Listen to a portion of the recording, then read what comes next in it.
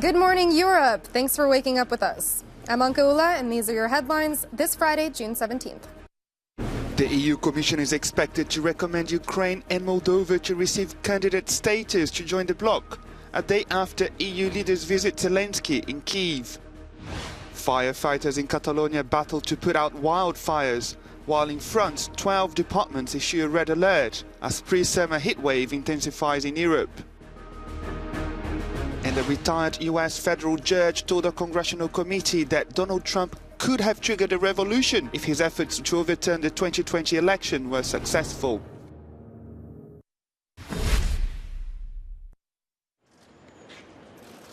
EU heavyweights back Ukraine's pro-European aspirations.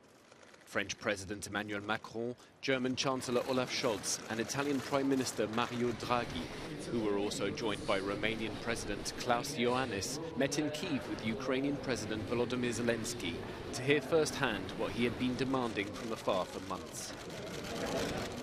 The support of Ukrainian integration to the EU would be the main manifestation of our coordinated and strong common position. European history as it unfolded supports your positive answer to Ukrainian aspirations.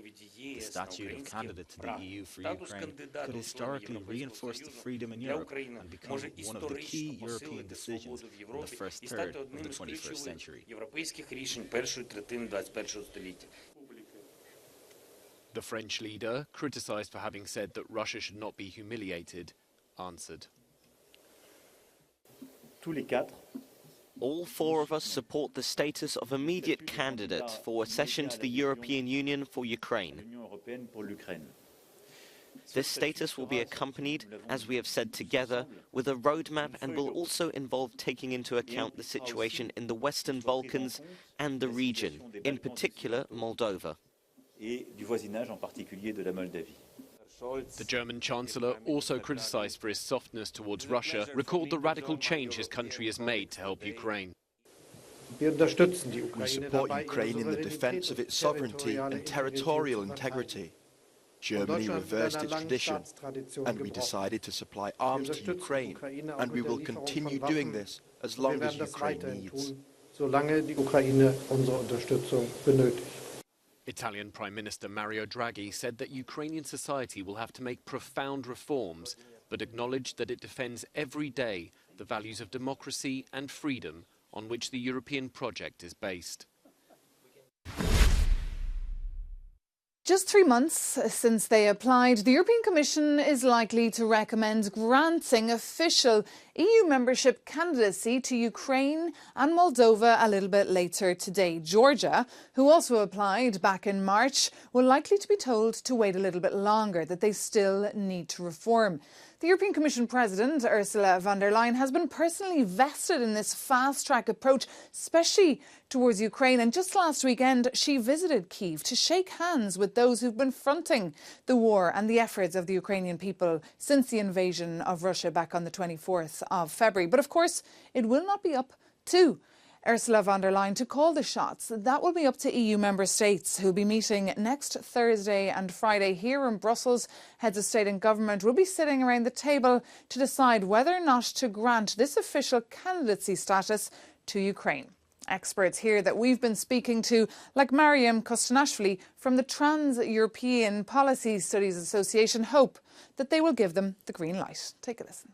I think they should be given full candidacy status at the upcoming European Council summit, because not doing that, giving something partial or leaving some Ukraine in a fuzzy situation would be an unrepairable, unjustifiable mistake from the European Union. And when and if Ukraine gets this candidacy, then 35 chapters touching on all areas of EU policy would have to be negotiated, a process that could take years.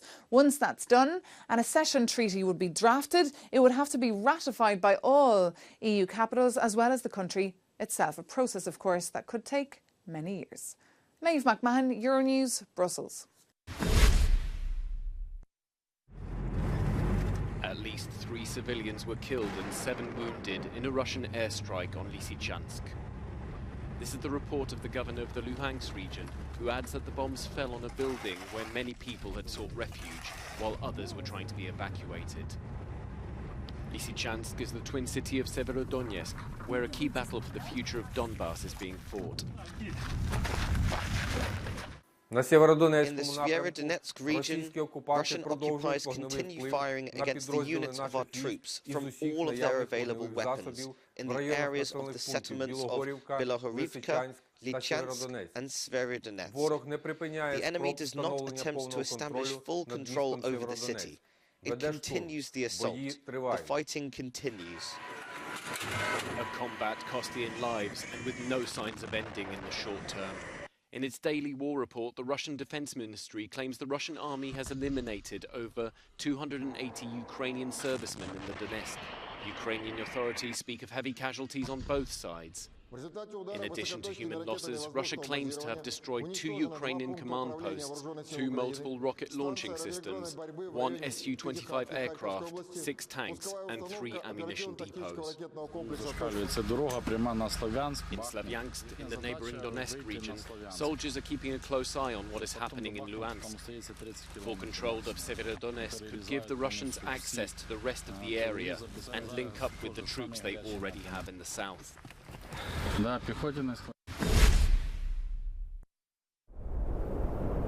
Between February and the end of April, Mariupol was likely the deadliest place in Ukraine. That's how UN Human Rights Chief Michelle Bachelet described the devastated strategic port city, now held by Moscow. Bachelet has been giving an update to the UN Human Rights Council. To date, OHCHR has verified 1,348 individual civilian deaths directly in hostilities in Mariupol, including 70 children. These deaths were caused by airstrikes, tank and artillery shelling, and small arms and light weapons during street fighting. The actual death toll of hostilities on civilians is likely thousands higher. UN monitors who were unable to access Mariupol due to the security situation gathered information from people who had left the city and from satellite imagery. Many were killed by shelling, while others burned or were suffocated in fires which could not be extinguished due to a lack of available fire services. Due to a shortage of drinking water, people took long, dangerous trips to wells or open reservoirs to procure such water as could be found. Others were forced to melt snow or to drink water extracted from cars or other equipment. After 3 months, Russia took control of Mariupol.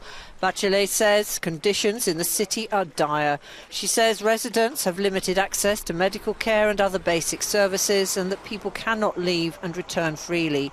She also warned that the horrors inflicted on the civilian population will leave their indelible mark on generations to come.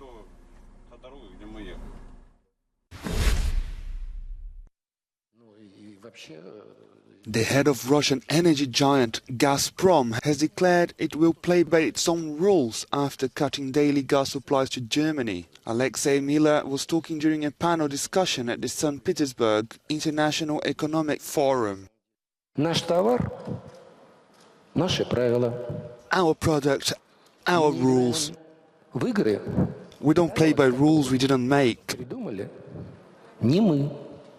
He also made it clear he blamed the current energy crisis on the West and Europe in particular. We are witnesses to shocks to gas prices. We are witnesses to super high volatility on the raw materials markets and very high inflation. But all this did not begin yesterday, nor today. And here we must say a very big thank you to foreign regulators, especially European regulators. Earlier this week, Gazprom slashed its natural gas deliveries via the Nord Stream pipeline, adding to the pressure on Germany and others to find replacement sources. Gazprom claims it was due to delayed repair work, but European leaders say it was political. The EU recently agreed a 6th package of sanctions against Russia following its invasion of Ukraine, including a ban on the import of most Russian oil by the end of the year. Germany has also suspended the certification of the Nord Stream 2 pipeline, which would have doubled its Russian gas deliveries.